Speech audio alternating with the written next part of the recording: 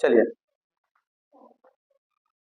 तो आज हम पढ़ने वाले हैं आपका क्लास 10 का maths chapter number 4 arithmetic progression का एक्सरसाइज 1।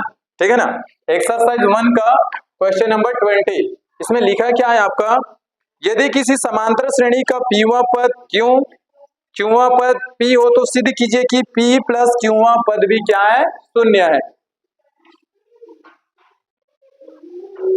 ध्यान से देखना इधर, समांतर श्रेणी का पीवा पद क्या बोला है, क्यू, और क्यूवा पद क्या है, p। तो सिद्ध करना है कि p प्लस क्यूवा पद क्या है, शून्य है। तो क्या यहाँ पर आपको प्रथम पद और सर्वांतर दिया हुआ है, नहीं है ना। तो सबसे पहले क्या करेंगे, मान लेंगे।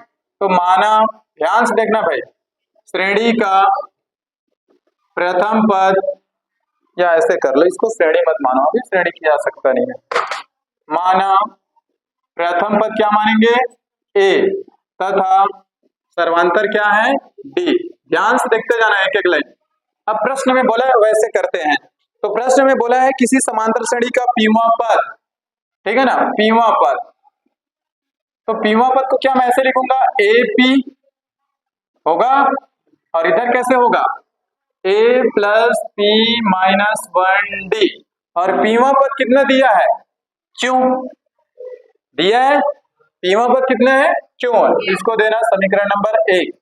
तथा कौन सा पद बोला है, ये कौन सा पद था, पीवा पद। तो उसको कैसे लिखेंगे, AP लिखेंगे। और आपको दिया हुआ है क्यूवा पद, ध्यान से देखना भाई, इसको कैसे लिखूंगा, a क्यों, और इधर कैसे होगा, a plus Q minus 1d। क्यूवा पद है तो क्यू, पीवा पद है तो p। समझ में आया। और ये कितना दिया है, p। समीकरण नंबर 2। ध्यान से देख लो इतना, आपको क्या क्या दिया था, पीवा पद क्यों दिया, तो देख लो ये रहा पीवा पद क्यों, क्यूवा पद क्या है, p। दोनों को लिख लिए।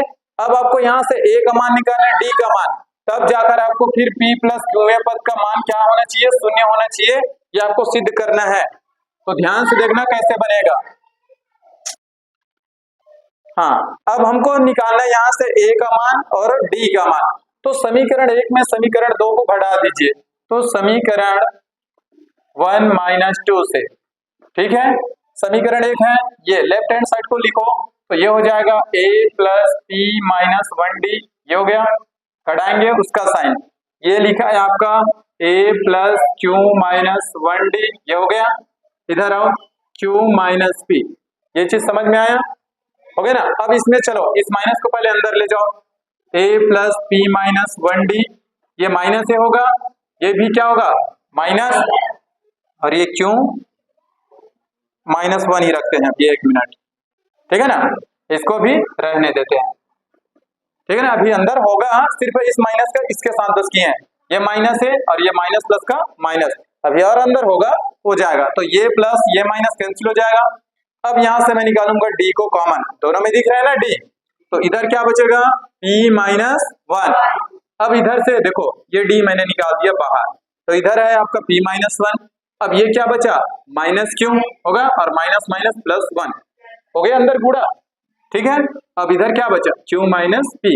बस यहाँ पर क्या है, ab जो आपका अंक की जगह क्या है, ABCD चल रहा है, तो भी आपको हल करने आना चाहिए।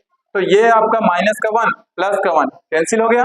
इधर क्या बचा, p माइनस q और ये d, और इधर है आपका q माइनस p, ठीक। अब ये गुणा में इधर जाएगा तो किसमें होगा, भाग में, तो q माइनस p और नीचे आपका p माइनस q। कटेगा क्या, नहीं कटेगा, सेम सेम रहता तो कटता। तो अब मैं क्या कर रहा हूं, इस p को सामने में ला रहा हूं, ध्यान से देखना अगले स्टेप में, दिख रहा है ना ये, ध्यान से देखना। अब यहां से अगर मैं p को क्या करूं, माइनस को मैं बाहर ले रहा हूं, ध्यान से देखना। तो ये p माइनस क्यू मैं इसको ऐसे लिख सकता हूं, और ये नीचे का p माइनस क्यू कैसे हुआ, ध्यान से देखो। मैंने इसमें से क्या किया, माइनस को निकाला बाहर, ध्यान से देखते जाना। तो ये p को पहले लिखा, फिर माइनस क्यू हुआ, कैसे हुआ ऐसे देखो। जब इस माइनस को मैं फिर से अंदर ले जाऊंगा गुणा में, तो माइनस p बनेगा, ये रहा माइनस p, माइनस और माइनस का गुणा प्लस, तो क्या प्लस क्यू मिल गया है ना वापस। अब ये दोनों कैंसिल हो जाएंगे, p क्यू से p Q, p minus p Q, तो d का मान कितना बचा, माइनस का 1। क्या हुआ, समझ में नहीं आ रहा है? ठीक है ना, यहां तक समझ में आया कि नहीं पहले बताओ। -1 कैसे आया, समझ में आया ना।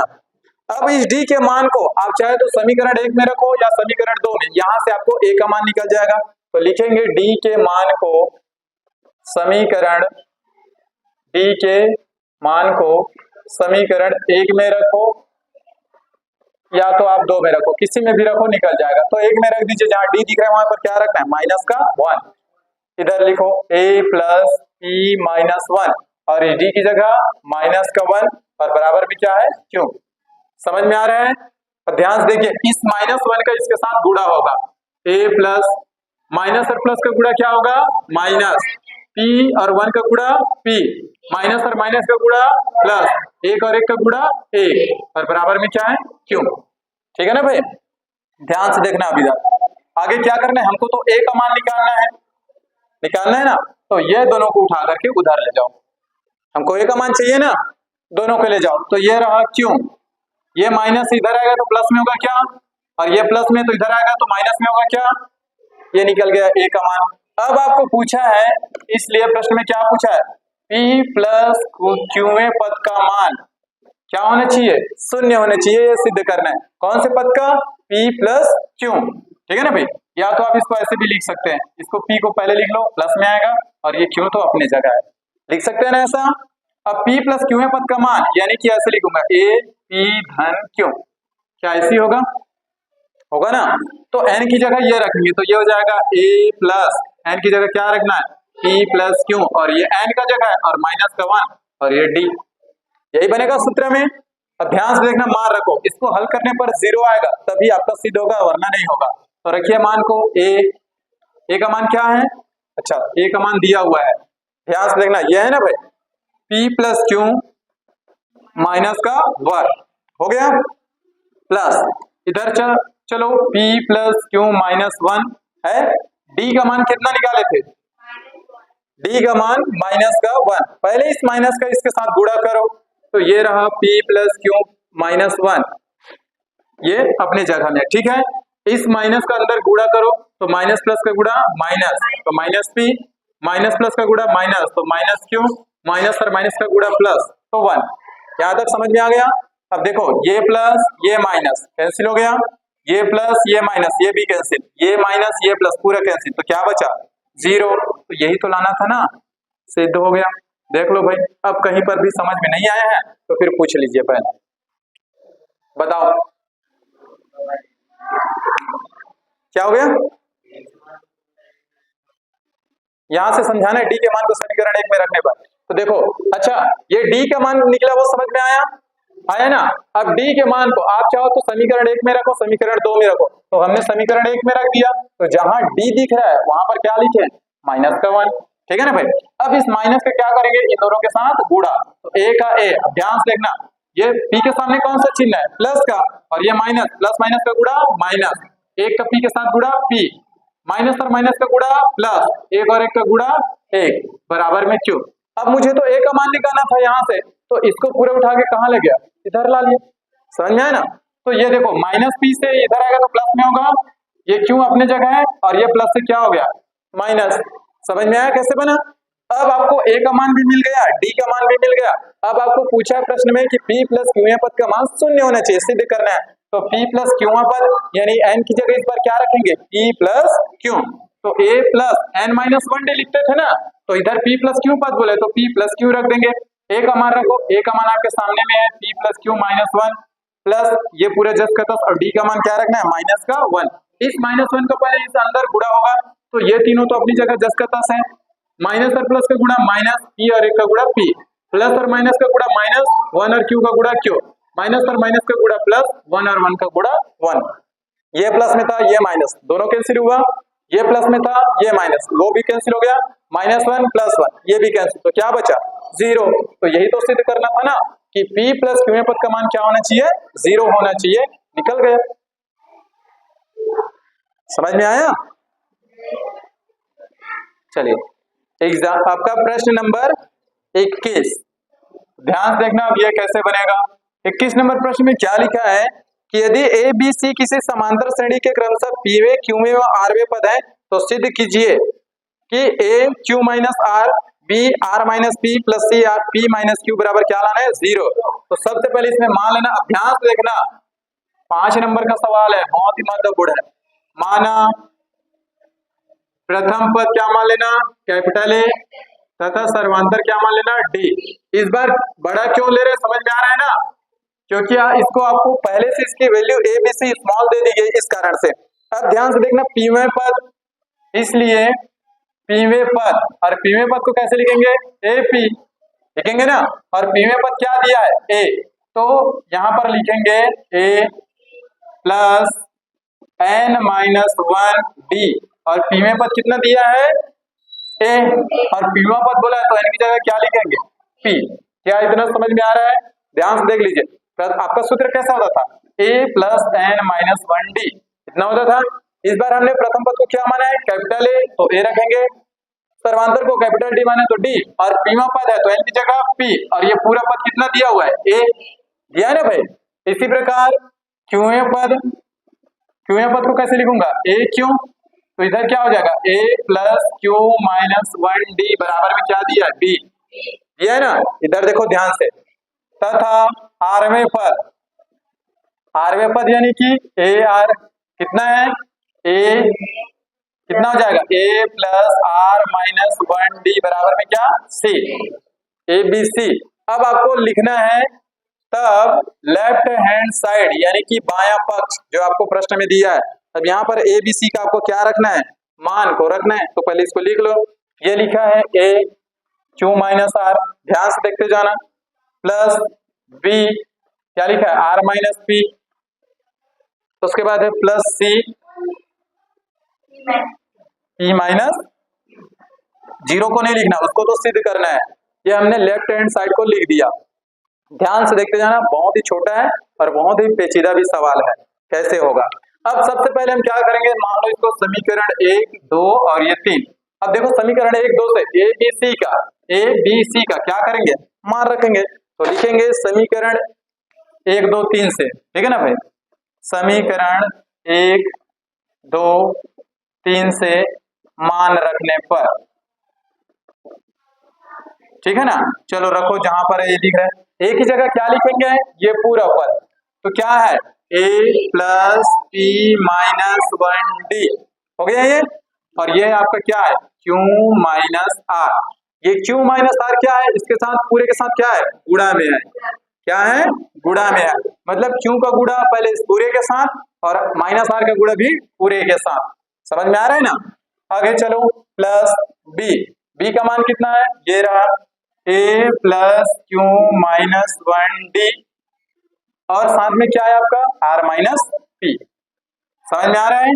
आगे चलो प्लस सी का मान कितना है ए प्लस आर माइनस 1 डी, और माइनस में आपका क्या है इंटू में पी माइनस क्यू। पहले ये बताओ इतना समझ में आया कि नहीं आया, अभी सिर्फ हम मान बस को रखे हैं भाई, क्लियर है।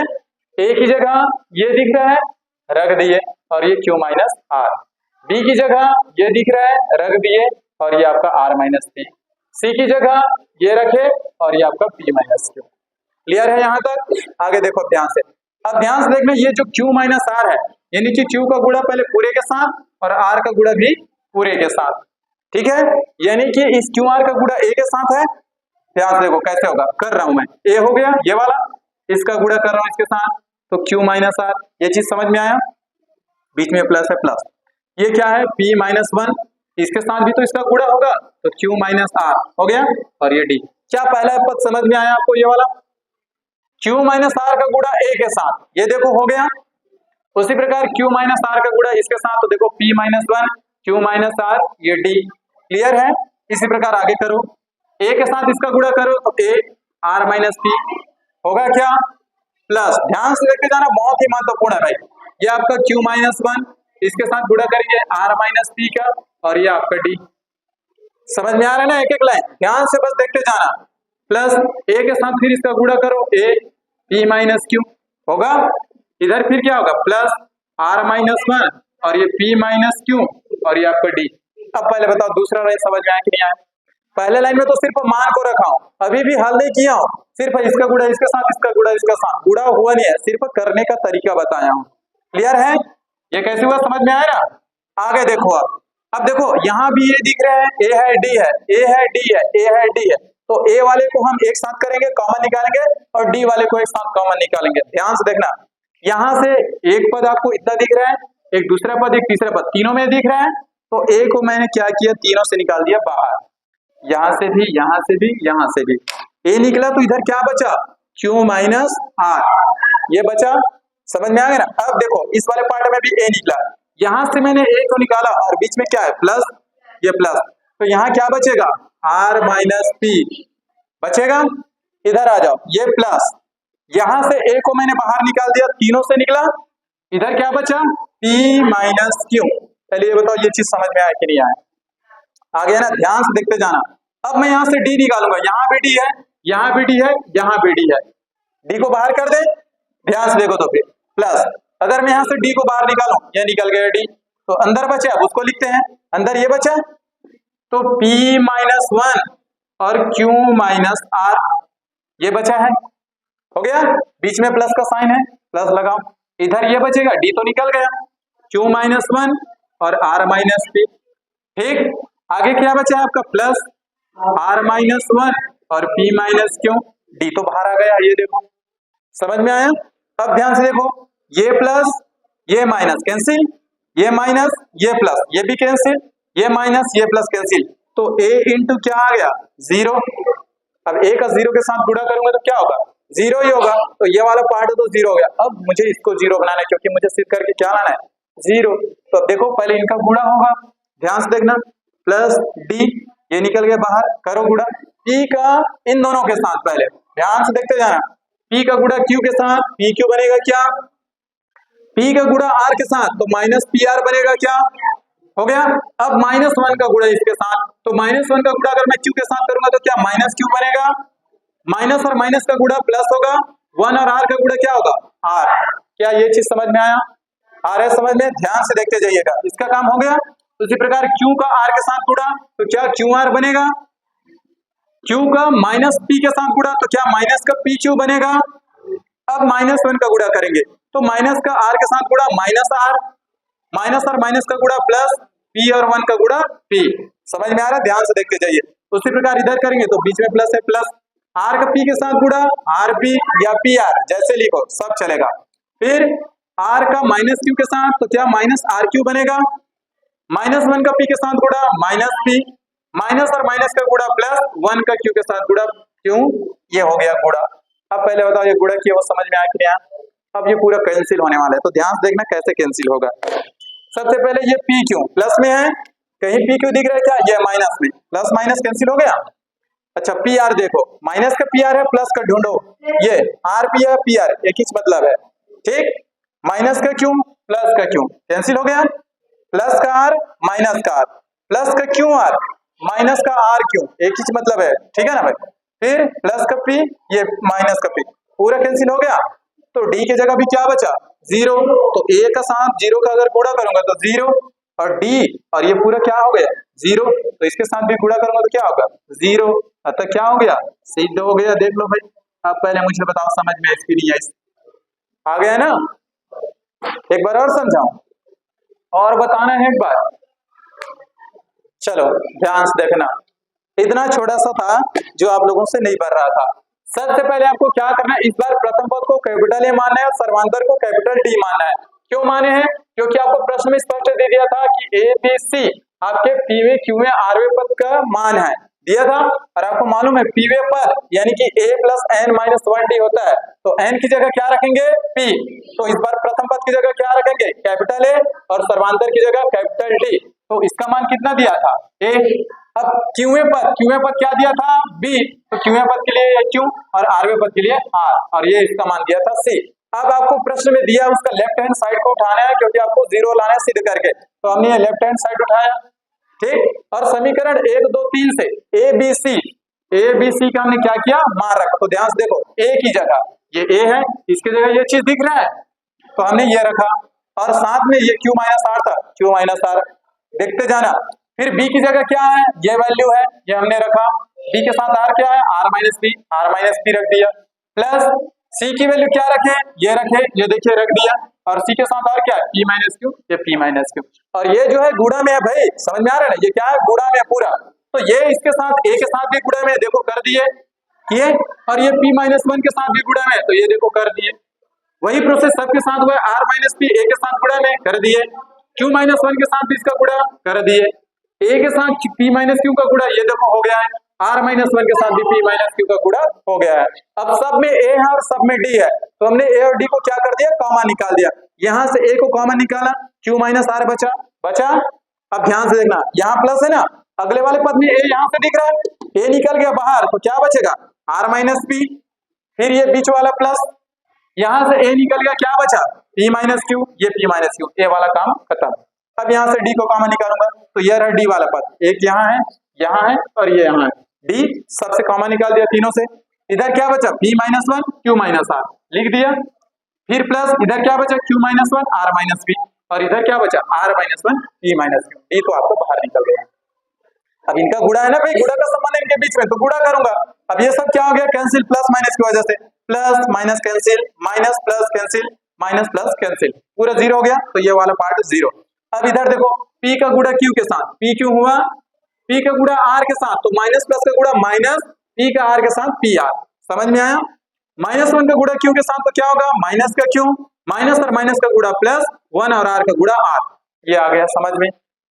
आगे चलो, उसी प्रकार q का गुणा r के साथ क्यू आर, q का गुणा माइनस p के साथ, तो minus P Q, minus one का गुणा r के साथ, तो माइनस r, माइनस और माइनस का गुणा प्लस, और वन और p का गुणा p। इसी प्रकार इधर भी आ जाइए, r और p का गुणा आर पी, ठीक है ना भाई, ये r का गुणा q के साथ, तो माइनस है, तो माइनस आर क्यू हो जाएगा। फिर उसके बाद वन का गुणा इन दोनों के साथ, तो माइनस वन का गुणा p के साथ माइनस p, और माइनस का गुणा प्लस, और वन और q का गुणा क्यों। अब सब पूरा कैंसिल होने वाले हैं, प्लस पी क्यू, कहीं देखना माइनस पी क्यू, ये हो गया, आगे पीछे रहेगा तो भी चलेगा, ठीक है ना भाई। माइनस का पी आर, ये प्लस का आर पी या पी आर कर लो तो भी ठीक है। माइनस का क्यू प्लस का क्यू कैंसिल हो जाएगा, प्लस का क्यू आर माइनस का आर क्यू, ये आपका माइनस पी है तो कैंसिल हो गया, माइनस का आर और ये प्लस का आर, तो इस तरह से पूरा ये भी क्या हो जाएगा, जीरो हो जाएगा। तो डी के साथ जीरो का गुणा करूंगा तो भी जीरो आएगा, तो जीरो जीरो को जोड़ूंगा तो क्या होगा, जीरो। इस तरीके से आपका सिद्ध हो गया। अब बताओ समझ में इसके नहीं आई।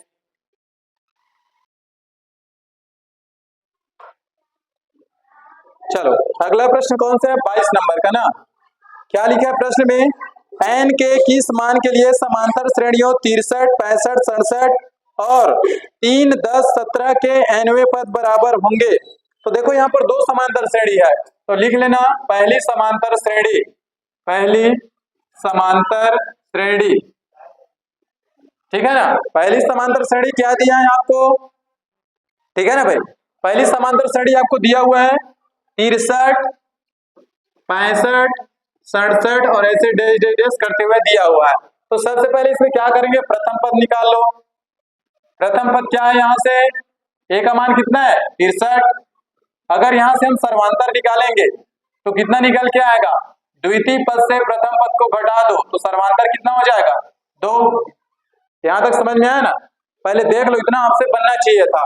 अब इसमें nवां पद बोला है, तो माना nवां पद या nवां पद निकालो इसका, nवां पद तो क्या हो जाएगा a plus n minus 1d, यही होता है ना भाई। a की जगह क्या रखना है 63 रख दो, n तो नहीं मालूम, इसी को तो निकालना है n माइनस 1, और d का मान कितना है 2, इस 2 को पहले अंदर गुणा कर दो, तो ये हो जाएगा 63 का 63, ये 2n और माइनस का 2, 2n माइनस का 2, 63 में 2 घटेगा कितना बचेगा 61, और ये 2n, इसको देना समीकरण नंबर 1, और ये आपका an है, ठीक है ना। ध्यान से देखना भाई। अब दूसरी समांतर श्रेणी दो दिया है ना, दूसरी समांतर श्रेणी ध्यान से देखना, दूसरी समांतर श्रेणी क्या दिया है 3, 10, 17, 3, 10, 17 और ऐसे है। तो यहां से अगर प्रथम पद निकालेंगे तो प्रथम पद यहां से क्या निकल के आएगा 3, अगर यहां से सर्वांतर निकाले d का मान तो कितना हो जाएगा 10 माइनस 3, यानी कि क्या निकलेगा 7। अब इसका nवां पद निकाल लो, यानी कि इसको मान लेना nवां पद, क्या हो जाएगा, इसको मान लेना ए एन डैश, और यहाँ से एनवा पद क्या होता है ए एन, तो इसको ए एन डैश मान लेना क्योंकि डबल समांतर श्रेणी हो गया। तो इधर प्रथम पद क्या होगा, A plus N minus one D, ये इसका सूत्र हो जाएगा। ए की जगह इस बार क्या है 3, एन माइनस वन, और डी की जगह क्या है 7, है ना भाई इतना। अब इस 7 का अंदर गुणा कर दो, 3 प्लस ये हो जाएगा 7n माइनस में 7, 7 में से 3 जाएगा कितना बचेगा, ये 7n तो रहेगा, और ये 7 में से 3 जाएगा माइनस का 4, इसको देना समीकरण नंबर 2। क्या यहाँ तक समझ में आया। अब प्रश्न में बोला है कि ये दोनों nवें पद क्या है आपस में बराबर है, तो लिख देंगे क्योंकि nवें पद बराबर है। प्रश्न में पूछा है भाई, यही बराबर है करके बताया भी गया, यानी कि ये an और an डैश आपस में क्या है बराबर है। an का मान रखो ये 61 प्लस 2n बराबर a डैश n का मान रखो, ये निकल के आया आपका 7n माइनस का 4। ये चीज समझ में आया। प्रश्न में स्पष्ट बोल दिया है कि nवें पद क्या है आपस में बराबर है, यानी कि ये an और आपका a डैश n ये आपका क्या है आपस में बराबर है। मान रखिए दोनों का, एन वाले को एक साइड ले आओ, संख्या वाले को एक साइड, तो ये माइनस इधर आएगा तो किसमें हो जाएगा प्लस में, और ये क्या है माइनस में, सॉरी ये प्लस में इधर आएगा तो किसमें हो जाएगा माइनस में, ये 2n हो जाएगा। अब 7 में से 2 जाएगा कितना बचेगा, और ये दोनों जुड़ेगा 65 होगा, 7 में से 2 जाएगा 5 है। अगर मैं n का मान निकालूं तो 5 गुणा में इधर आएगा तो भाग में होगा 65 बट्टे में 5, 5 से डिवाइड करो कितने बार में कटेगा 13, तो निकल तो गया। तो उसके nवें पद यानी कि वो 13 पद क्या होंगे आपस में बराबर होंगे। इसका 13 पद निकाल के देख लो और इसका 13 पद आ जाएगा, निकाल के दिखा दूं, वो दोनों आपस में बराबर होंगे। ये नहीं पूछा कौन सी संख्या है, 13वें पद आपस में बराबर होंगे, तो अतः लिख देना अतः दोनों